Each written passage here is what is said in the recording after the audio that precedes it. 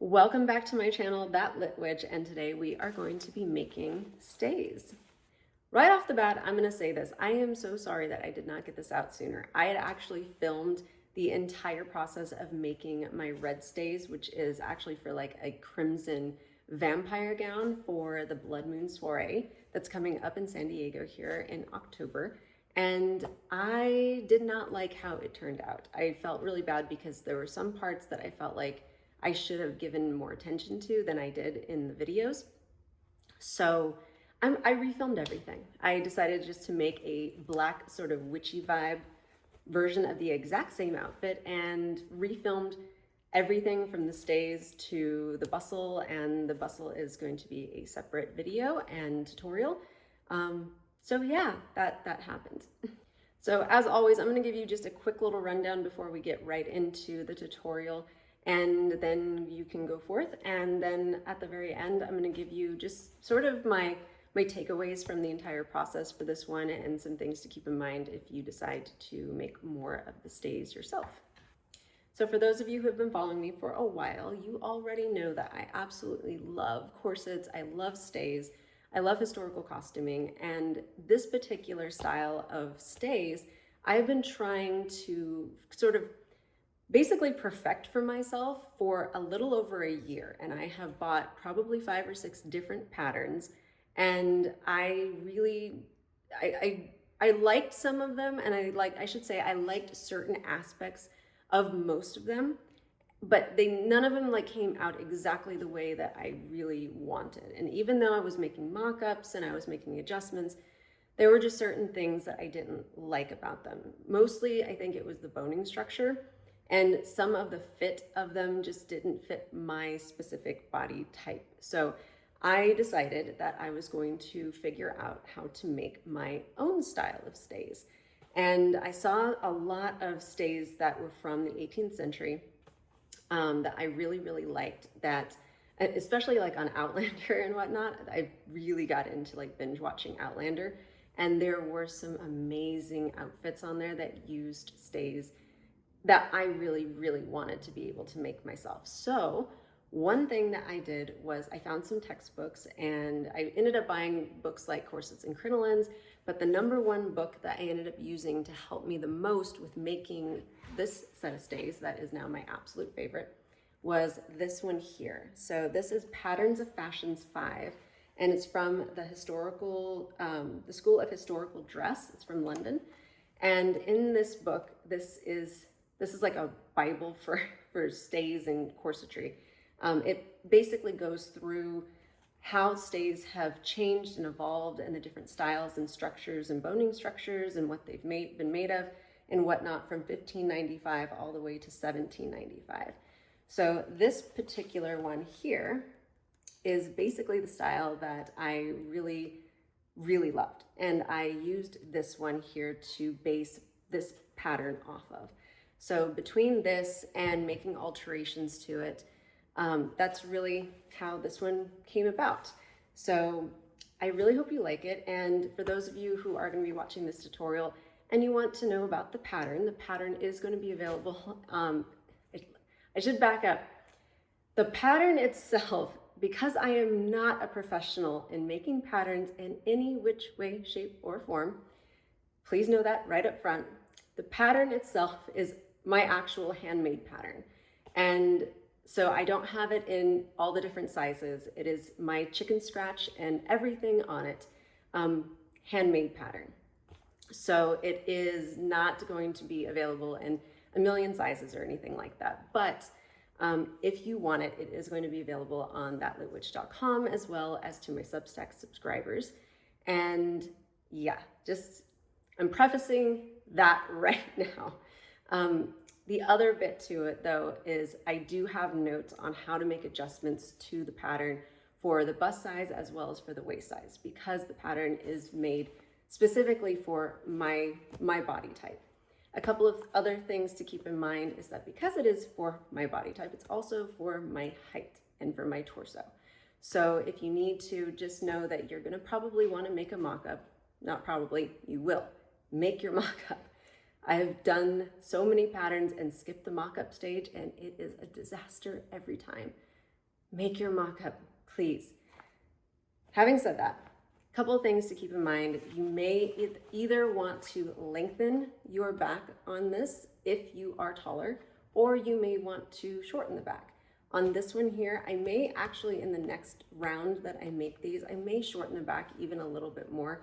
As much as I do like having the tall back, I still might end up shortening it just a smidge. The other thing that you may end up wanting to do is, because I wanted something that kind of came like right, almost mid-bust, and that's exactly what this one does, is it comes mid-bust, so I really have to wear, absolutely have to wear something underneath of it, otherwise there's gonna be like some serious situations going on. Next time I make this, I'm probably going to actually make this a little bit higher up, so that way if I do wanna wear or go without something like a chemise or something underneath of it, I can, and not have to worry about any kind of slippage going on. The last bit that I will say is the tabs. So if you want to make this particular outfit and you don't want to have the tabs, you can cut the tabs off right here, like at the top of the tab all the way around. Or if you want longer tabs or shorter tabs, I like longer tabs, and that's exactly what these ones are. You can keep them long, or you can shorten them a little bit, and that's totally fine too. So there's a lot of different options and ways that you can alter the pattern for yourself. And I'll have notes and my exact like written instructions and how I did everything. I definitely, I make mistakes too and all of that, so you'll see some of that in the tutorial, but I make sure that all of the written notes, you'll see exactly the process that it's supposed to be versus some of the mistakes that I will absolutely call out in the video. So having said all of that, go forth and make sure to check all of your materials lists and whatnot. I would say this is definitely an intermediate level sort of project. You can definitely do this though. This is not something that is, the most complicated thing in the world. It took me a really long time to learn to do this, mainly because I was going for something very specific for myself.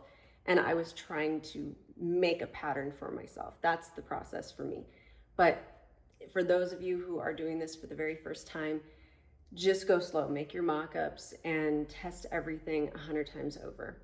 And for those of you who don't want to make your own, right now, I have not gotten the courage up yet to make these for others. I really want to in the future. My biggest issue is because these are so complicated to make for like specific body types and sizes. I've never made one for anybody else before for something like this, like a historical stay. I've done bodices and things like that, like without tabs, but making stays for somebody else is a very it's a scary thing for me because I know how much time goes into them. And which means that the cost goes up, right? So if somebody's going to be spending like $350 to $400 on stays, and then they get them and it doesn't fit them exactly the way that they want, I would feel awful, like absolutely awful. So that's the only reason I haven't made these available like for purchase for different sizes or anything yet.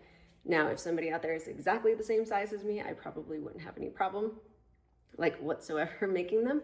But yeah, so just kind of keep that in mind. Lastly is the bias tape. I'll show you in the video exactly how I made the bias tape. I definitely recommend hand stitching, and that's really why this takes so incredibly long. Most of this process you can get done in a day, if not within like a few hours.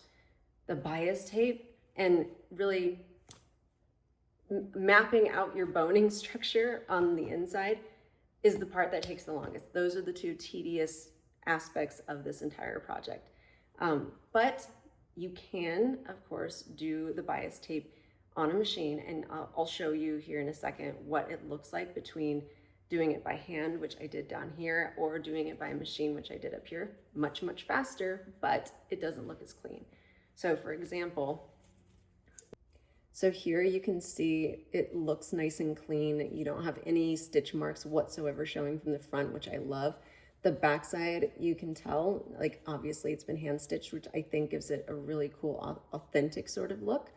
It just takes a really long time, but it's not too bad if you have, you know, the time and the energy.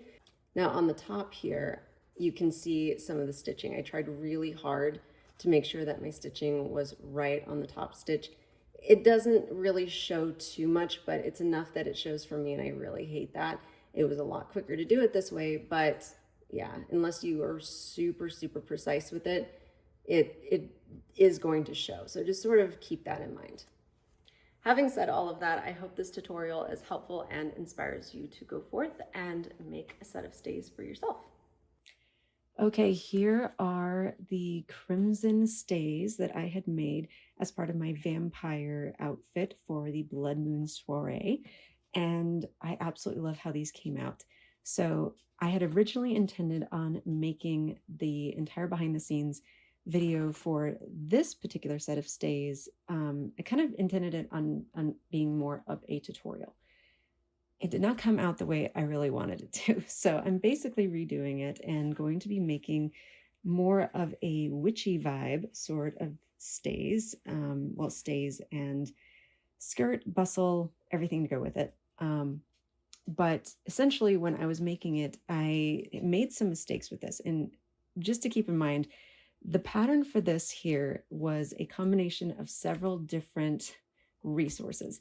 Number one being the School of Historical Dress from London, which is a textbook that studied all of the different types of stays and different, not mechanisms, but boning patterns, and basically the structures and the hows and whys certain types of boning structures were used throughout history, from basically like the 1600s all the way through to the 1800s.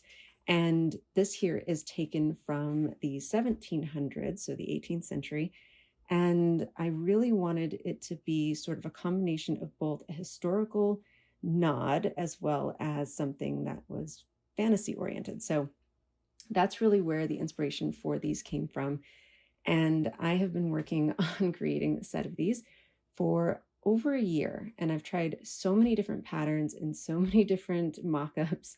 And this is basically like my final version of combining a lot of different things. So I hope you enjoy this. And the pattern, of course, is on my website. You can go and get it.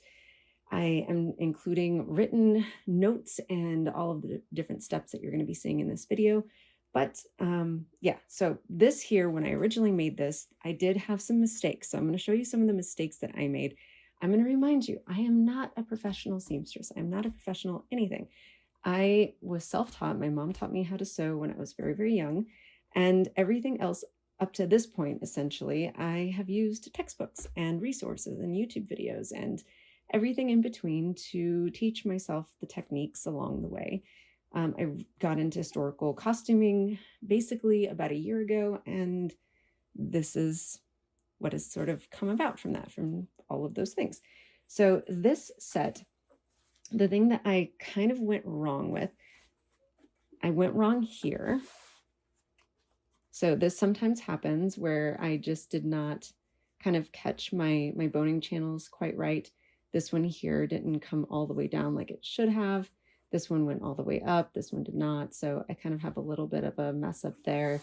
And then on the inside here, the way that I've always done my stays in the past and my bodices and things, I've always done them in two separate pieces.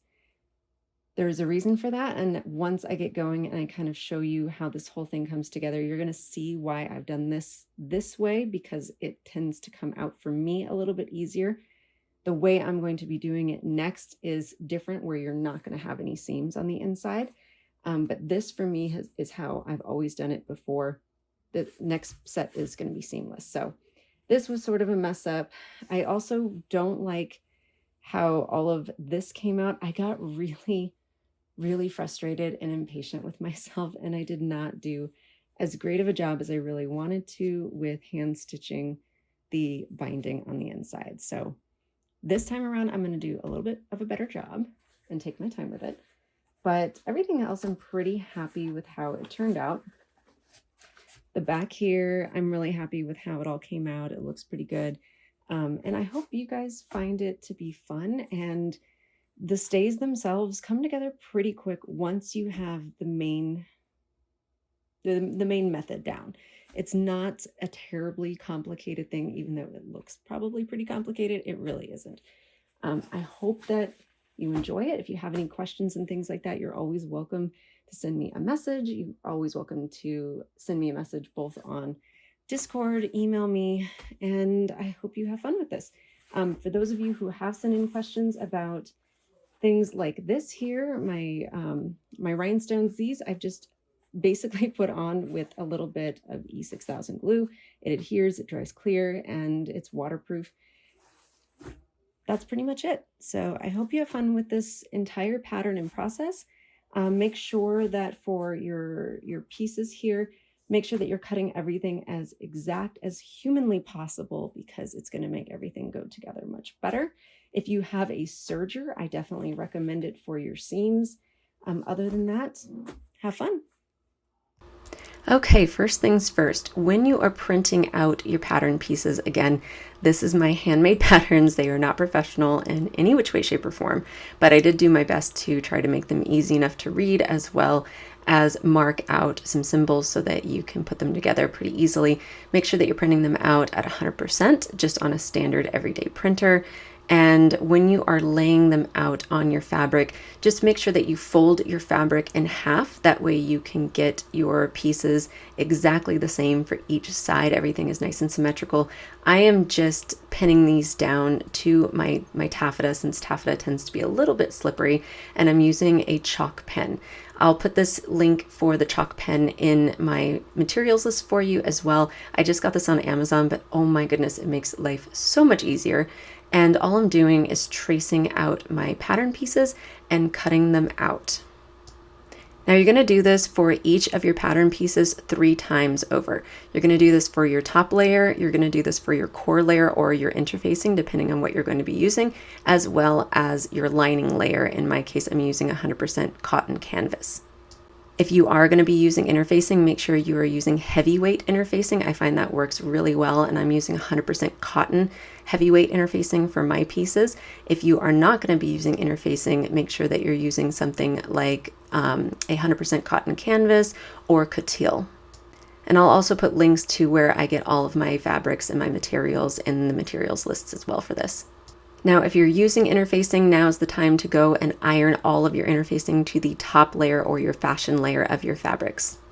If you are not using interfacing, you are going to treat your top layer and your core layer of your fabrics as one single layer, and you're going to start sewing those pieces together. Sewing front sides to front sides, you are going to take your side piece and sew that to your front pieces. Now, if this is your first time with this project, use a 1/4 inch seam allowance. If you need to tighten this up a little bit once you get your mock-up made, then you can go ahead and move to a 1/2 inch seam allowance, but give yourself a little bit of wiggle room here. In my crimson red version of this, I did use a 1/4 inch seam allowance. In this black version, I am using 1/2 inch seam allowance. Now, I did not film this part, but you can actually go ahead and sew on your straps at this point as well. It's using the exact same method, but before you actually sew them down, I recommend pinning your straps to your completed top layer pieces here, and then trying it on yourself just to make sure that your pieces do fit exactly the way that you want. So that curved portion that I just pointed out is at the very top there is actually going to go towards the center of the back. So make sure that you're keeping an eye on that. And then one other thing that's a cool little tip here, when you are doing your seam allowance, it might be helpful to actually map this out with a ruler just to help keep everything nice and uniformed if you are struggling with making sure that you are keeping all of your seams nice and straight. This can just be an extra thing, an extra step to do, I know, for some people, but I find it is really, really helpful for some of the longer stitching processes.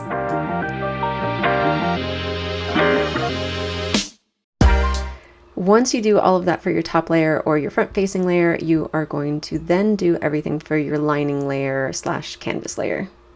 Now is a really good time to pin everything to your sewing mannequin if you happen to have one that is set up for your size, or just kind of hold it up to yourself just to make sure everything fits right. Now, placing right sides to right sides, making sure that our seams line up as perfectly as possible, we are going to start sewing our pieces together.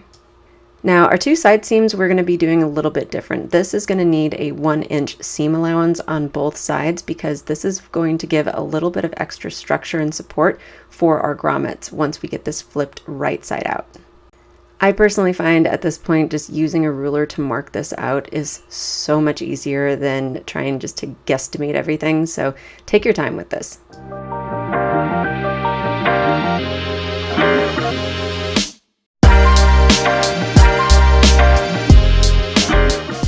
Once you've done that to both sides, so basically where your grommets are going to go on the front and the back, go ahead and flip your pieces right side out. Now, once I get this thing flipped right side out, I just go ahead and give it a pinch on each of the ends, making sure that I have this turned as nice and as cleanly as possible. And you can totally go ahead and iron this. You probably should iron this. I choose to just pinch it, and then I do a top stitch with a 1 millimeter or so seam allowance. This just gives it a nice clean edge on both sides. At this point, I also go through and do a top stitch right along each of the seams. And some people probably, in fact, most people probably end up pinning this down so that nothing moves and everything stays nice and aligned.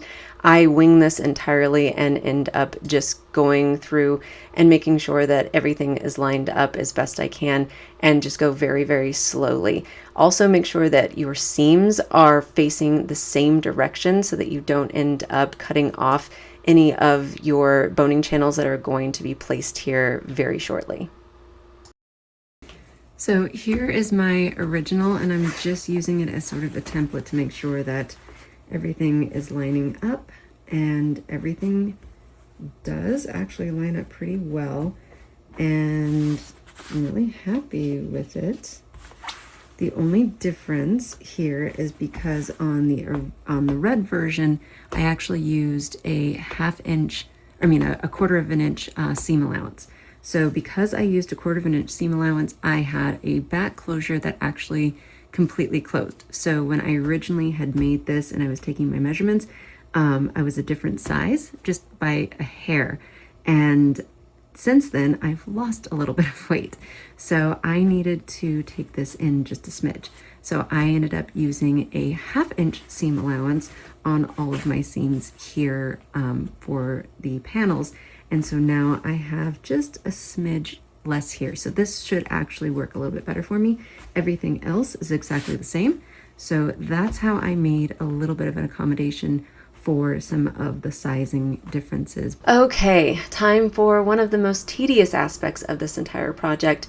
I wish there was an easier way to do this. If there is one, please tell me. We're gonna do it this way. So, lining up your pattern piece on top of the inside of your stays, and you see this 1 inch overhang, we're gonna make sure that that is definitely off your stays because that was what we had sewn in for the grommets. And I just use my chalk pen and create some marks on the top there. You are going to do a lot of erasing. There's no way around it that I've been able to see unless you just are absolutely perfect the first time around. I never am. I end up making mistakes and having to do this 100 times over. So the inside of my stays are usually covered with chalk marks. Yeah. So once I have my marks, I then use a piece of acrylic boning as basically my template, and I start making my marks all the way down the inside of my stays. Now, I'm not going to be using acrylic boning for my finished product. Do not use acrylic boning for this. I definitely recommend 100% synthetic baleen. It is a little bit expensive, but it is like the Cadillac of boning. It just creates such a high quality and structured garment by the time you're done. I cannot stress it enough. Invest in it. Now, once you start getting going with this, it does get a little bit easier over time, but just go slow with it. And making sure once you're moving along with this, your boning channels should be just ever so slightly larger than your boning pieces themselves. And this just gives you a little bit of wiggle room for your boning pieces to easily slide in. If you make them too tight, it is going to end up ripping, or it's going to be stretching and creating some, basically some wrinkling that you don't want. Once you have everything marked out, it should look something like this. Okay, so now we're going to make our cuts for our tabs, and then we are going to cut our binding tape. Bias tape, everybody says something different. We're gonna make the ribbon that's gonna go on the end. So here we go. I've gone ahead and just pre-marked everything for mine. So I already know exactly where they need to go, but if you need to, you can reference the pattern again. And I kind of know that mine need to stop at the designated spots here. Like I cannot go higher than these points. I need to make sure that my tabs stay lower than that. So just kind of know that that's really like your guide.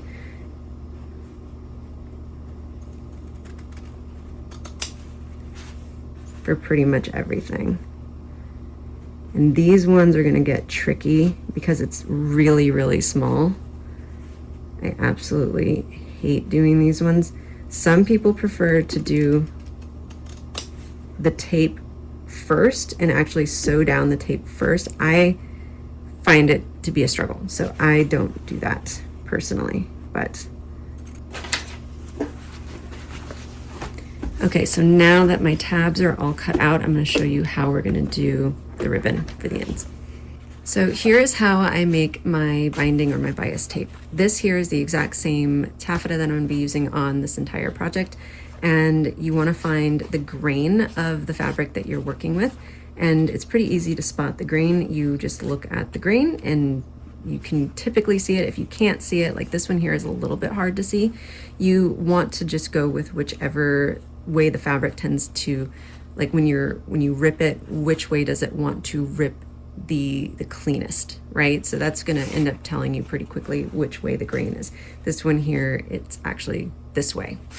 So for this, I'm going to go for about 1.5 inches to almost 2 inches because I need a pretty thick one since I'm going to be rolling it twice. So I'm going to go with probably about there.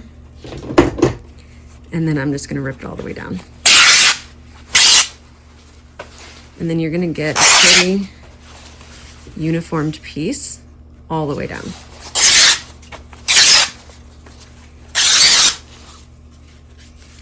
And this is going to be my binding. This is probably enough for my top section, and I'm going to need a much longer piece for my tabbed section. And yeah, once I have enough pieces here, then that's pretty much all there is to it. So if you've never made your own, that's literally how easy it is to make your own. Okay, so for the bias tape, this is where things get a little bit tricky. So I'm starting with the bottom corner of my stays. I'm starting, of course, with the bias tape that I just made. I did give this a little bit of a hem on one side because this does fray, and that's just the nature of taffeta. If yours is not fraying, you don't have to worry about it. But starting with right sides together and giving myself about 1.5 inches of a tail here because we're gonna need to wrap it around on the back side. But I'm going to end up doing about 1/4 inch of a seam allowance here. That way when I wrap it, I'm going to end up double folding this, and it's going to give it a nice little kind of cushion sort of a look. That's going to wrap around to the back side, which then I'm going to hand stitch, and it's going to be completely seamless. Now, once you get to your corners here on your tabs, you have a couple of choices. You can either round this out, which is sort of what I've done in the past. You can keep it nice and squared off if you want to. It's really up to you how you want to do it. And then once you get to this portion, this is where things get tricky, and you have to be really, really careful because you can miss this portion altogether and end up with a gap. You can also bunch it up so much that you break a needle. You just have to be really, really mindful with it. What I like to do is I either have a longer or a thicker pen like this that I use to sort of help sort of push down my corner of my my bias tape as I'm working through it, and I go very, very slow, like 1 stitch at a time. It goes down once, I lift up my foot and I push down, go down again, do the same thing until I get around that corner, and then I continue on my way. That's what makes this a pain in the butt, but it comes out looking very nice if you can go nice and slow like that. Once you get through this portion of it, the rest of it goes pretty quickly. But you have a lot of tabs. It's a lot of tabs, it's a lot of corners, and it is a pain in the butt. So just be forewarned, it is gonna be, you're gonna hate it. You're gonna hate it. I don't know anybody that likes doing it. I don't like doing it, but it gets easier as you go. So let's get going. Okay, this is post-production, Tiffany, and I realized that I did not film any of the boning portion for this video at all. So I wanted to give you some information about the boning when you're using baleen. Baleen is amazing, it is expensive, and you want to make sure you're being very, very mindful with it. So this is another set of stays, or another stay that I am working on for someone else, and I wanted to just kind of show you, since I am working on the boning portion for the front of it right now. This is actually a completely closed front stay, and here is, for example, this stuff here. This is the baleen. I buy it in a massive roll because I go through so much of it all the time. Yeah, this is how it comes. So you're gonna need to cut it down when you are using it. So this is like an example. I would sit here and figure, okay, I'm gonna cut this, measure it out, cut it, and I know I need to make it a little bit shorter than what I actually need, obviously, because I don't want it to come all the way down to the end. And then I'm gonna cut it. Now, we don't want it to be really, really sharp. I do it this way. I'm sure that there are caps. I'm sure you can also tape it. There are a lot of different ways that you can do this. This is the easiest way for me. Taking a lighter and just giving it a little bit of some heat, and then rounding off the edges. This stuff melts really nicely, and it rounds your edges really, really well. So that's all I'm doing for it, and I do that with every piece. You just have to be a little bit mindful, obviously, because it can get pretty hot pretty quick. But it's about the easiest way for me to go around and do each of your pieces. Now, you're gonna have a lot of boning, obviously, to do this. Also, when you are putting it into your stays, make sure that the rounded, like you can see that this is going to be a little bit rounded, right? Make sure that the rounded portion is going towards the body, because it helps to hug everything towards the body like this. Once you get it on, it's going to naturally want to sort of press, like your body's naturally going to press it straight. So just know that you don't want to be having it out this way, because it's going to make all of your tabs here flare out, and it's not going to look really nice. So you want the curve to go towards the body once you get it in there. Some of your pieces you're also going to need to be pretty mindful about, because, for example, your top pieces here, this is a good example here. I need to put my top pieces up here. On something like this, in order to get the top pieces on, though, I need to actually put in my boning pieces in here first, and then go back and sew my top boning channels in order to lock these pieces in, and then be able to put in my boning channels up here. So some pieces you may find you kind of have to be a little bit more strategic in how you go about putting in your channels as well as your boning. So really just sort of think ahead about all of those little pieces that go into it, and how you need to, what sort of steps you need to take to make sure that you can get all your pieces in. Otherwise, you're going to end up sitting there and having to take some of your stitching out and then restitching those pieces. Everybody goes through that. I go through that all the time. So just know that if you do have to do that, you're not alone or anything like that. So I think that about covers all the tips I have for that. Yeah, I hope that helps. So I went ahead and did the binding. So I did two different versions of it. Number one is down here, just to sort of give you an idea of the different ways that it can come out. So this is where I basically used my sewing machine to stitch it onto the front, and then hand stitched it on the back. This took about 3 hours to do both sides. Then on the top, I did the same thing where I actually stitched the first round down, and then I did a top stitch to secure the rest, which obviously goes a lot faster, but it is not nearly nice and neat on either side. It is quicker, but I don't like how much more difficult it is to get it kind of as nice as it tends to look with this, where it's a little bit more seamless. Once it's on, you'll totally see what I'm talking about. So I've gone ahead, I've moved on to adding the grommets and everything. And yeah, this is pretty much the last part. I'm just doing a 1-inch spacing with all of my grommets. I've added my grommets to my straps here, and of course to the front. And yeah, I'm just getting on with this.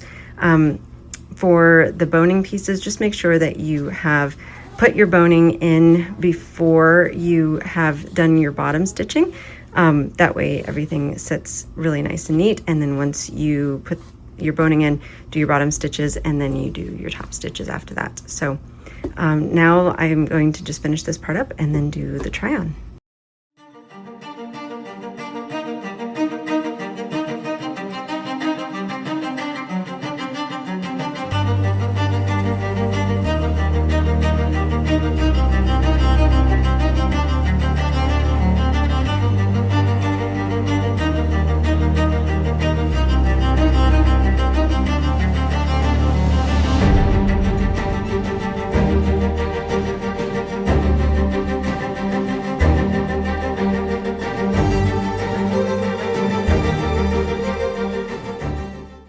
Thank you so much for watching the tutorial. I hope this was helpful to you. I know that my tutorials are not always perfect, so thank you so much for bearing with me. And again, if you need the pattern for this particular one, again, is not professional, so please keep that in mind. It is my actual hand-done pattern that I made myself for myself with my chicken scratch, but it does have all the boning and everything mapped out on it, so at least you have that to go by, as well as all of my notes and my handwritten, pattern instructions and whatnot. But it's a fun one. So a couple things to keep in mind for the back. Once you actually try this bad boy on, definitely lace it up. I do a bunny ear lacing on the back here, right at the waist level for myself. It makes it so much easier for me to actually get this on my own without having to have help. The very first time that you get this on, because of the heavyweight interfacing that's on the inside, it's gonna be stiff. It's gonna be like super, super, super stiff. So give yourself a little bit of time to sort of let it warm up to your body and kind of move around a little bit in it. Like the baleen is not going to break. It's not going to, you're going to be fine. You're not going to hurt this sucker once you get it on and everything's good, right? So move around in it. Let the stays sort of just adjust and flex a little bit to your body structure. So just bear that in mind, that you're going to need a little bit of that breaking in period, if you will. But for the back, this is how I do mine, and I just leave it this way so I never have to touch this again. I prefer having my back completely laced up, and that way in the front, I can close it entirely at the bottom, and then the upper part of it stays pretty wide for me. I like it really wide like that so that when I have something underneath of it, I can change up the colors. In the future, I may end up doing maybe a little bit of like half an inch or so larger at the top, just so that I have maybe a little bit more closure just on the one pattern here for, I should say the one panel for the front, or the two panels, I guess, the two front panels. But other than that, like this is a pretty solid piece that I really am proud of it. I'm happy with it. I hope you enjoy it. Again, if you wish to have me make it for you, I don't do that yet. If you want to join the wait list, because I do have a wait list of those who want me to make them for them, I do have that right now. So if you do want to be on the wait list to have yours made for you by me, you're welcome to jump on that. And as I sort of get my courage up to start offering that as something in my Etsy shop, I will definitely be reaching out to people But in the meantime, again, this is a fun project. For me, I really love to put rhinestones on the front. I think it looks really pretty. You can decorate yours however you wish. I just use E6000 glue and some cool little rhinestones. You can also adjust, oh, that was the other thing. Make sure that you're checking when you get this in the mock-up stage, make sure you're also checking the length of your straps. This is just the length I use because this is what I need for my shoulders. But you may find that you need to have this a little bit shorter, a little bit longer, however it is that you want it to sit for yourself. Just make sure that you're leaving a good inch or so of length here so that you're able, unless you want it to be tied all the way down. I like having a little bit of give. So I just make sure that I have at least an inch away from the top portion here. You may, for some people, you may want to also widen the armhole here.